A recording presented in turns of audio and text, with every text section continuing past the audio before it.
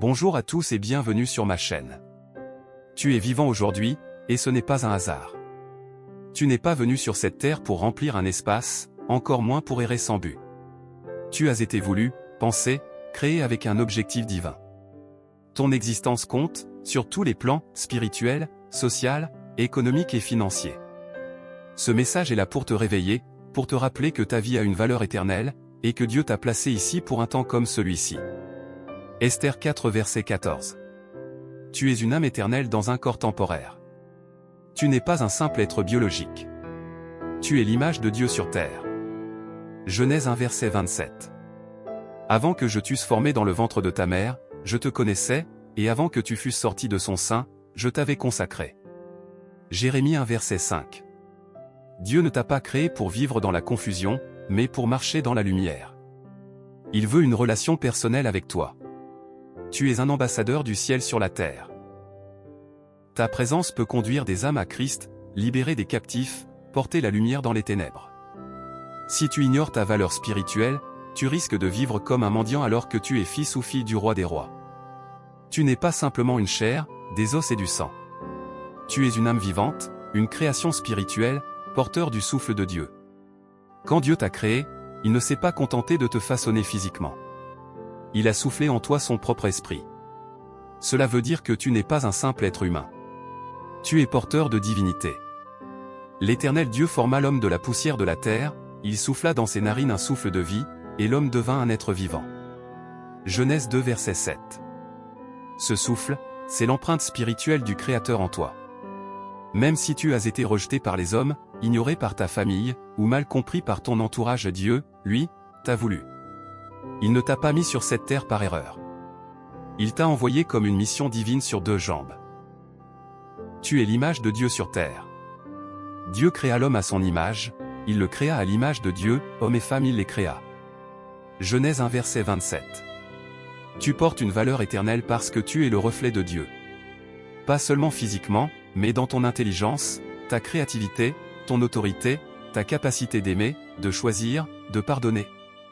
Ce sont des qualités divines. Chaque fois que tu marches dans ton identité spirituelle, tu fais éclater la gloire de Dieu sur la terre. Tu n'as pas besoin de ressembler à quelqu'un d'autre. Tu es déjà spécialement configuré pour manifester une facette unique de Dieu. Ton existence est une preuve vivante que le ciel est en mission sur la terre. Tu as une mission spirituelle que personne d'autre ne peut accomplir. Car nous sommes son ouvrage, ayant été créés en Jésus-Christ pour de bonnes œuvres, que Dieu a préparées d'avance, afin que nous les pratiquions. Éphésiens 2 verset 10. Tu as été créé avec une mission céleste. Il y a des prières que toi seul peux faire. Des personnes que toi seul peux encourager. Des combats spirituels que toi seul es appelé à livrer. Ce n'est pas un pasteur, un prophète ou un prêtre qui doit le faire à ta place. Tu es appelé à faire briller la lumière dans ton cercle d'influence. Ne te limite pas à venir à l'église ou à écouter la parole. Tu es un agent du royaume. Partout où tu mets les pieds. Au travail, dans ta famille, dans la rue. Tu transportes une atmosphère divine. Ton existence apporte une différence spirituelle dans un monde en détresse. Ignorer ta valeur spirituelle, c'est vivre comme un mendiant spirituel dans un palais royal. Beaucoup vivent comme des orphelins, alors qu'ils sont héritiers du roi. Ils souffrent, doutent, errent, simplement parce qu'ils ont oublié qui ils sont en Christ. Vous êtes une race élue, un sacerdoce royal, une nation sainte, un peuple acquis. 1 Pierre 2 verset 9. Oui, tu es élu. Tu es royal. Tu es mis à part. Tu es précieux. Ne laisse pas les blessures du passé, les paroles négatives ou les échecs étouffer cette vérité. Ta vie a du poids dans le monde spirituel. Tu es voulu par Dieu. Tu es porteur de son esprit. Tu es une image vivante de son amour. Tu es porteur d'une mission divine. Ta valeur spirituelle dépasse toutes les richesses terrestres. Dis avec moi. Seigneur, merci pour le souffle de vie que tu as mis en moi. Aide-moi à marcher dans ma véritable identité spirituelle. Réveille en moi la conscience de ma valeur. Que ma vie reflète ta gloire et accomplisse ton dessein. Je ne suis pas un accident. Je suis ton œuvre parfaite. Utilise-moi comme un canal de lumière et d'amour. Amen.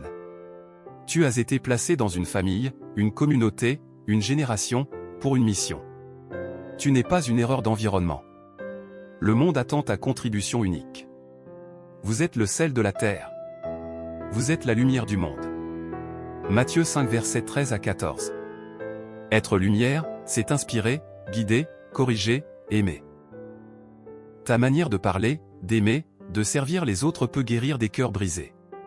Tu as un rôle dans la société, comme parent, ami, leader, ou simple voisin. Ne minimise jamais ton influence.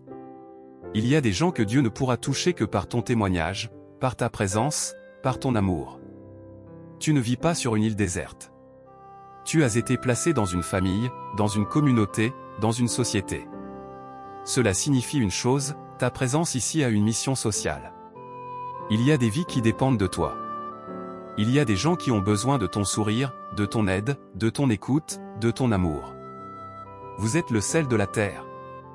Vous êtes la lumière du monde. Matthieu 5 versets 13 à 14. Être sel, c'est donner du goût à la vie des autres, préserver ce qui est bon, stopper la corruption.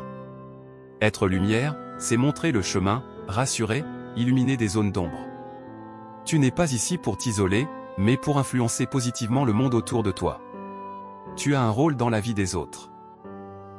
Tu es peut-être parent, enfant, ami, collègue, voisin, membre d'une église ou d'une association. Peu importe ton statut, ta présence a un impact. Aime ton prochain comme toi-même. Matthieu 22 verset 39. Ce verset n'est pas un slogan religieux. C'est une mission. Chaque geste que tu poses dans l'amour, chaque conseil que tu donnes avec sincérité, chaque encouragement, chaque main tendue peut changer une vie. Il y a des gens qui prient pour un miracle, et ce miracle, c'est toi. Tu es la réponse à la prière de quelqu'un. Tu es la voix de l'espérance. Tu es l'ange déguisé en humain. Ton témoignage, ta transformation, ton histoire compte. Tu n'as pas besoin d'être parfait pour être utile. Tu n'as pas besoin d'avoir tout réussi pour inspirer. Même tes blessures peuvent guérir des cœurs, si tu les mets au service des autres. Ton histoire peut aider d'autres à ne pas tomber dans les mêmes pièges. Ton expérience peut servir de pont à ceux qui veulent traverser. Consolez les autres par la consolation dont vous avez été vous-même consolé. 2 Corinthiens 1 verset 4. Ignorer ton importance sociale, c'est refuser de jouer ton rôle sur la scène de la vie. Quand tu te retires, quand tu refuses de parler, d'agir, d'aimer, tu laisses un vide. Et ce vide, personne d'autre que toi ne peut le combler. Tu as une manière unique de faire les choses. Une sensibilité, une voix, une force que Dieu a mise en toi pour bénir ton entourage. Ce que tu apportes dans ta famille, dans ton entourage, personne d'autre ne peut l'apporter à ta place. Tu es irremplaçable. Sois un artisan de paix, un bâtisseur de ponts, un semeur d'amour. Le monde est brisé. Les gens sont blessés, fatigués, désespérés. Mais Dieu t'a placé ici pour répandre sa compassion. Tu n'es pas appelé à te plaindre de la société. Tu es appelé à la transformer de l'intérieur. Heureux ceux qui procurent la paix, car ils seront appelés fils de Dieu. Matthieu 5 verset 9. Construis autour de toi une atmosphère de confiance. Un foyer rempli d'écoute et de respect. Une amitié basée sur la vérité. Un travail d'équipe où chacun se sent valorisé. Un héritage social fondé sur des valeurs fortes. Tu n'es pas inutile. Tu es une bénédiction pour ta génération. Tu as une influence sociale à exercer avec amour et sagesse. Tu es appelé à marquer ton époque, ton quartier, ta famille. Ton existence est un message vivant que les autres lisent chaque jour. Peux-tu répéter cette prière? Seigneur, ouvre mes yeux pour que je voie l'impact que tu veux que j'ai autour de moi. Apprends-moi à aimer, à servir, à encourager, à bâtir. Que ma vie ne soit pas centrée sur moi-même, mais sur la mission sociale que tu m'as confiée. Utilise-moi comme un canal de paix et de transformation. Amen. Tu es né avec des talents et des capacités. Dieu n'a pas seulement investi un souffle en toi, il a aussi mis des ressources cachées en toi. Tu peux produire, créer, innover. L'Éternel ton Dieu te donnera du succès dans tout ce que tu entreprendras, car l'Éternel prendra plaisir à ton bonheur. Deutéronome 30 verset 9. Ce monde a besoin de tes idées, de ton travail, de ton leadership économique. Tu peux transformer ton environnement, créer des entreprises, des emplois, des opportunités. Tu es une solution économique pour ta génération. Refuse la mentalité de victime. Refuse de croire que tu es condamné à la pauvreté. Dieu veut que tu sois un canal de bénédiction. Dieu ne t'a pas créé pour être un poids, mais une ressource pour ta génération. Ton existence n'est pas seulement spirituelle ou sociale. Elle a aussi une valeur économique. Dieu t'a doté de talents, d'intelligence, d'idées, de créativité et de force de travail. Tout cela a un but, produire, transformer, bâtir, enrichir. L'Éternel ton Dieu te donnera du succès dans tout ce que tu entreprendras. Deutéronome 30 verset 9. Tu es un producteur potentiel de richesse.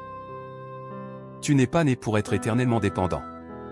Tu as été équipé par le ciel pour créer un impact économique visible sur la terre. Dieu veut que tu sois une réponse aux besoins de ta génération. Regarde autour de toi, il y a des problèmes partout: pauvreté, chômage, manque de logement, d'eau, d'éducation, de soins.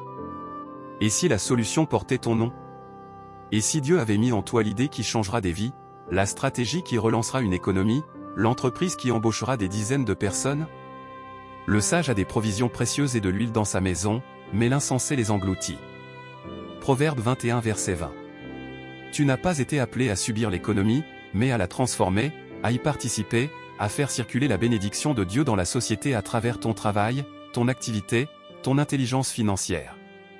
Le travail n'est pas une malédiction. C'est une mission. Le travail vient avant même la chute de l'homme. Adam travaillait déjà le jardin. Genèse 2 verset 15. Cela signifie que le travail est une dignité, une vocation, un canal d'expression divine. Ton talent est un capital. Ton temps est une richesse. Ton savoir-faire a une valeur. Ne les gaspille pas. Investis-les. Développe-les. Mets-les au service d'un projet plus grand que toi. Ignorer ta dimension économique, c'est vivre comme un roi sans royaume. Il est triste de voir des enfants de Dieu dépendre éternellement des aides, de la pitié, ou de la survie, alors que le ciel a placé en eux des semences de prospérité. La pauvreté n'est pas ton identité. Le manque n'est pas ta mission. Tu es appelé à gérer, produire et multiplier. Celui qui ne travaille pas ne doit pas manger. 2 Thessaloniciens 3 verset 10. C'est une parole dure mais vraie. Dieu veut que tu sois acteur de l'économie, pas seulement spectateur. Que tu sois un gestionnaire de ressources, pas un gaspilleur. Que tu sois un multiplicateur, pas un mendiant. Dieu veut que tu fructifies ce qu'il t'a confié. Souviens-toi de la parabole des talents. Matthieu 25 versets 14 à 30. Dieu a donné à chacun selon sa capacité. Pas pour qu'ils gardent, mais pour qu'ils investissent. Celui qui n'a rien fait a été appelé méchant et paresseux. Tu veux plaire à Dieu? Utilise tes dons. Lance ton entreprise. Apprends une compétence. Gère ton argent avec sagesse. Crée des opportunités. Le projet des diligents mène à l'abondance, celui de l'homme pressé mène à la disette. Proverbe 21 verset 5. Tu es économiquement utile pour cette génération. Dieu t'appelle à produire de la valeur, pas seulement à consommer. Tu es un créateur de solutions, un multiplicateur de ressources. Ton travail, ta discipline, ton intelligence financière peuvent changer des vies. Tu peux être pauvre de naissance, mais pas condamné à rester pauvre.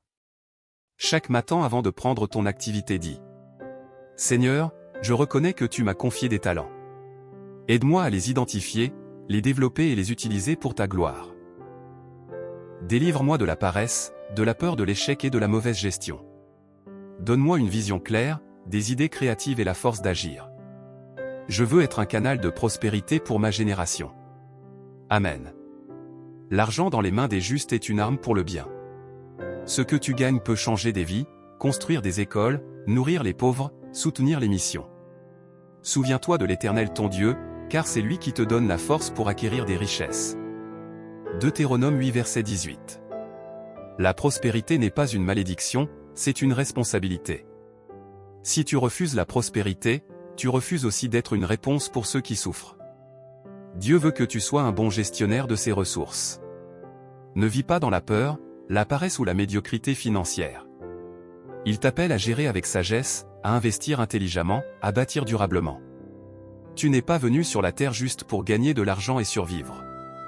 Non, tu es né pour une mission financière. Tu es un intendant, un gestionnaire, un canal par lequel Dieu veut faire passer des ressources pour bénir les autres. L'argent n'est pas une fin en soi. C'est un outil de mission, un instrument de bénédiction. Souviens-toi de l'Éternel ton Dieu, car c'est lui qui te donne la force pour acquérir des richesses, afin de confirmer son alliance. Deutéronome 8 verset 18. Quand tu comprends cela, tu ne recherches plus l'argent pour impressionner, mais pour impacter. Tu ne cours plus après les choses, tu cours après la volonté de Dieu, et l'abondance te suit. La mission financière commence avec la compréhension du pourquoi. Pourquoi veux-tu de l'argent? Pour te comparer? Te vanter? Dominer? Non. Tu es appelé à gérer les ressources comme un ambassadeur du royaume. Le monde a besoin de bâtisseurs, de donateurs, de créateurs d'opportunités et Dieu t'a placé ici pour ça. Il y a plus de bonheur à donner qu'à recevoir. Acte 20 verset 35. Ta mission financière, c'est d'être une réponse. Pour ta famille. Pour l'Église. Pour les pauvres. Pour les projets divins. Pour les générations futures. Dieu veut que tu sois une bénédiction tangible. Je te bénirai, et tu seras une bénédiction. Genèse 12 verset 2. Ce n'est pas un slogan, c'est une direction de vie. Dieu veut te bénir, mais pas pour que tu sois un réservoir, plutôt un fleuve.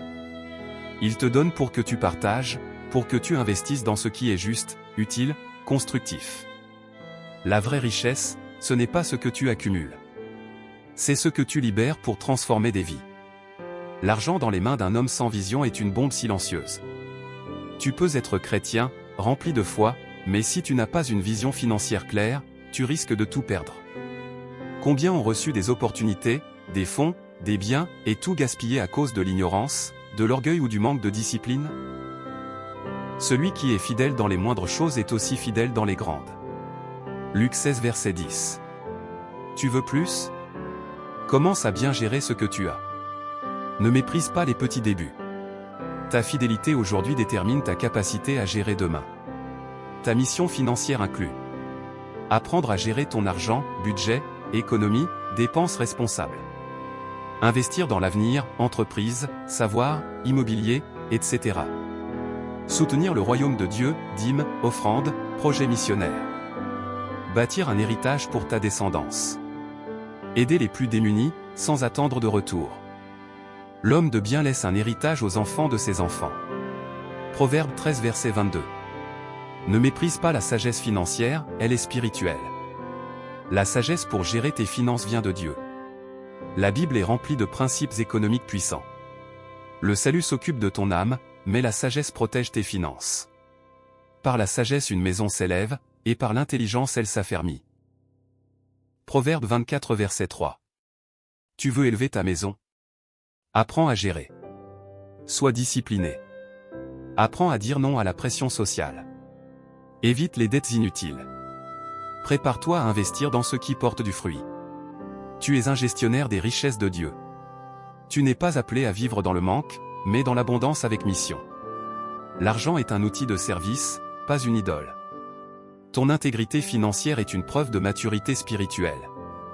Ta mission financière, c'est de créer de la valeur pour toi, pour les autres et pour le royaume. Ferme tes yeux et dis: Seigneur, je reconnais que l'argent est une mission et non un maître. Apprends-moi à être fidèle dans les petites choses. Donne-moi la sagesse pour gérer, le discernement pour investir, et le cœur pour donner. Que ma prospérité soit un instrument pour ta gloire et non pour mon orgueil. Fais de moi un canal de bénédiction pour ma génération. Amen. Tu es une réponse pour ta génération. Ta présence sur terre est une solution divine à un problème humain. Tu n'es pas trop petit pour commencer. Tu n'es pas trop tard pour te relever. Tu n'es pas trop faible pour influencer. Si Dieu t'a permis de vivre aujourd'hui, c'est que le ciel compte encore sur toi. Je puis tout par celui qui me fortifie. Philippiens 4 verset 13. Ne doute plus de ta valeur. Sers Dieu avec passion. Sois utile à ta communauté. Développe tes talents. Investis dans ta croissance personnelle. Et surtout, remercie Dieu chaque jour pour le souffle de vie qu'il t'a donné. Il y a des livres que toi seul peux écrire, des vies que toi seul peux toucher, des miracles que toi seul peux déclencher. Ne gaspille pas ton existence. Ne laisse personne, ni la société, ni les circonstances, ni même ton passé, te faire croire que tu es inutile ou de trop sur cette terre. Tu n'es pas un hasard. Tu n'es pas une erreur de l'histoire. Tu es une intention divine, une réponse vivante pour ta génération. Tu portes en toi une valeur spirituelle éternelle, une importance sociale réelle, une capacité économique authentique, et une mission financière sacrée. Tu n'as peut-être pas encore tout accompli, mais tout est déjà en toi. Dieu t'a tout donné pour réussir ta mission sur cette terre. Alors relève-toi. Marque ta génération. Sois lumière. Sois exemple. Sois bâtisseur. Sois solution. Et surtout, vis avec sens, avec foi et avec audace. Car je connais les projets que j'ai formés sur vous, dit l'Éternel, projets de paix et non de malheur, afin de vous donner un avenir et de l'espérance. Jérémie 29 verset 11. Ta vie n'est pas finie. Ton histoire ne fait que commencer. Lève la tête. Mets-toi en marche. Et accomplis ce pourquoi Dieu t'a placé ici. En signe de reconnaissance, tu peux adresser cette prière à Dieu. Seigneur, je te rends grâce pour le souffle de vie que tu m'as donné. Aide-moi à marcher dans ma destinée, à découvrir et à accomplir ma mission sur cette terre. Que ma vie reflète ta gloire dans tous les domaines. Spirituel, social, économique et financier. Je suis prêt, Seigneur. Me voici, envoie-moi. Amen.